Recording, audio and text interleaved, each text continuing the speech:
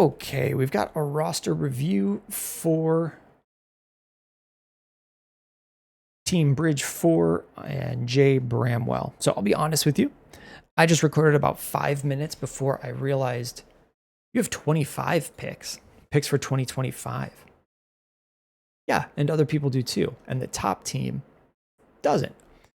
So I'm a little bit familiar with your league. I'm a little bit familiar with your teams because I've been talking about it for some time now, not realizing that you have picks. So I'm just going to start fresh for you.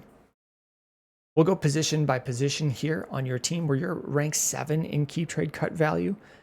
And like I say, in a lot of these, lightly ignore it. As long as you're within 10K, and the bottom is like everyone here can be a contender.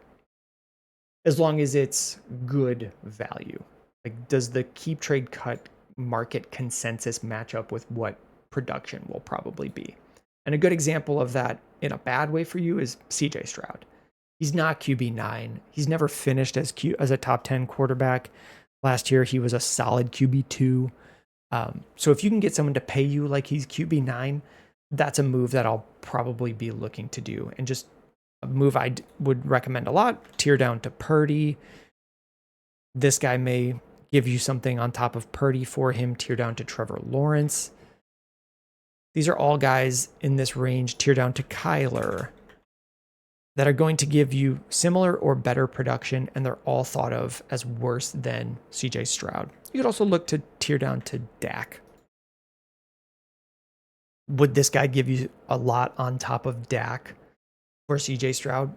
Possibly. Like in a lot of leagues, yes. I don't know if this guy will, but a lot of the time, yeah.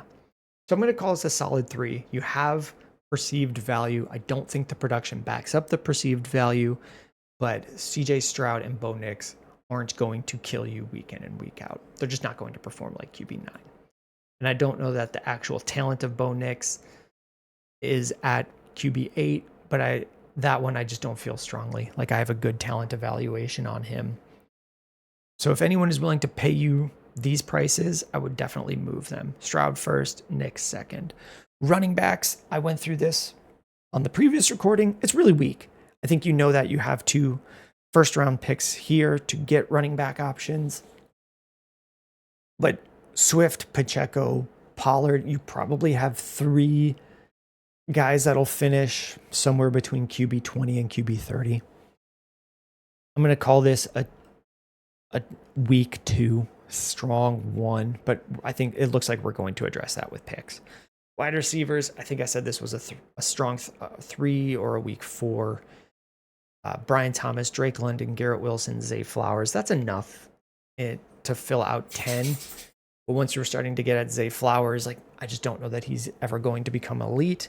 But you could have 3 really strong options here. Tight ends, Mark Andrews, and really nothing behind him. It's a 2. I don't know exactly what picks these are. So hospital squad, he has a lot of value, but I'm guessing they were hurt. You can fill me in on notes on which guys these are, but you could probably cover your running back issues with these picks.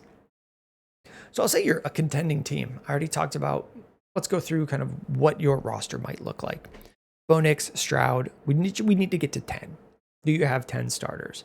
Swift, Pacheco, I'm going to say like you do have 2 between there with the picks. Like you're looking probably fine.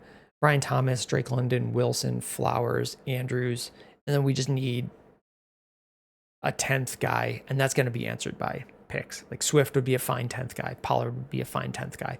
So you have enough to produce. Where you can get easy wins is the stuff I mentioned. Quarterbacks. I wouldn't really be moving Brian Thomas, Drake London, or Garrett Wilson a lot.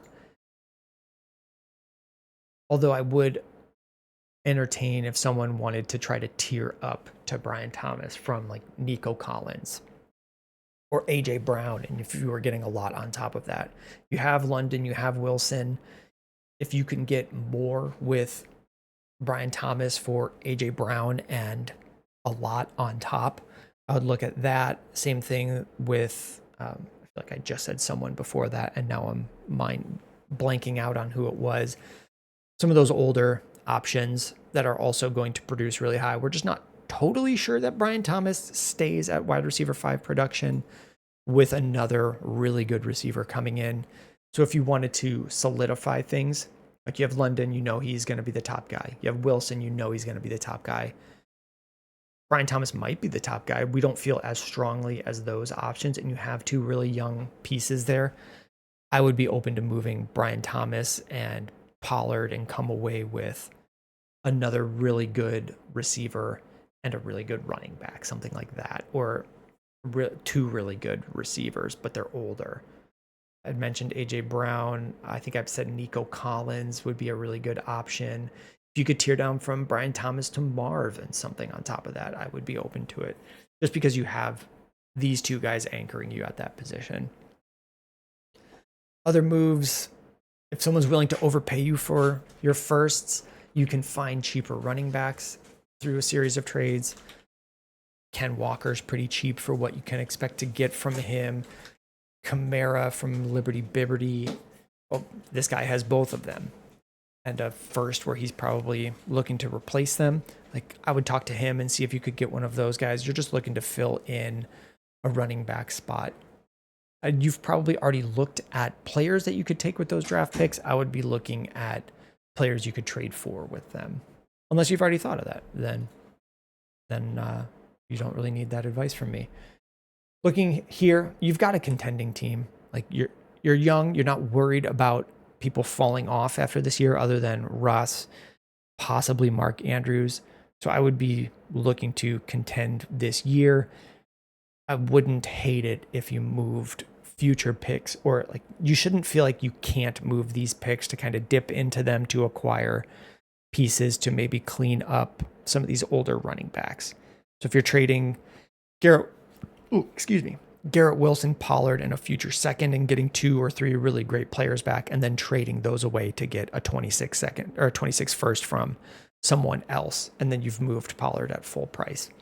If you have questions about that, let me know in the comments of the YouTube video, and I can help you come up with more specific trade ideas. But looks good. Thank you.